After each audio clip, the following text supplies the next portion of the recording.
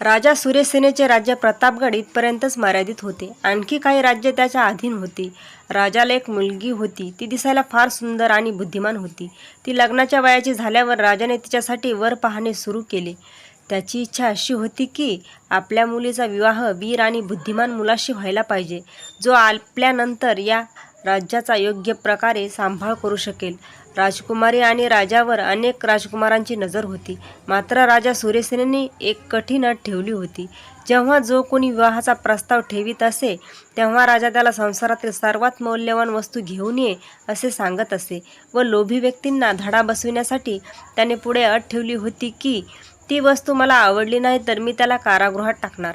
अनेक राजकुमार वेगवेगळ्या वस्तू घेऊन आले, परंतु राजाने त्या वस्तूंना असहमती दर्शवत त्यांना कारागृहात टाकले.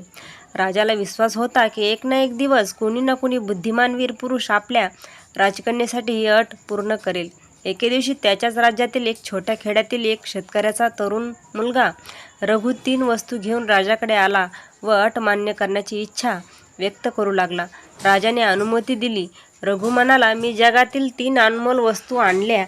त्यापैकी पहिली म्हणजे माती, जे आपल्याला अन्न देते. दुसरी म्हणजे पाणी, जे भेदाभेद न पाहता सर्वांची तृषा शांत करते, आयुष्य वाचवते. आणि तिसरी वस्तू म्हणजे पुस्तक, ज्या सर्वांना समान न्यायाने ज्ञानदान करते. ज्ञानाचा आधार म्हणजे पुस्तक. ज्ञानाची गरज भागविण्याचे काम त्यांच्याकडून केले जाते.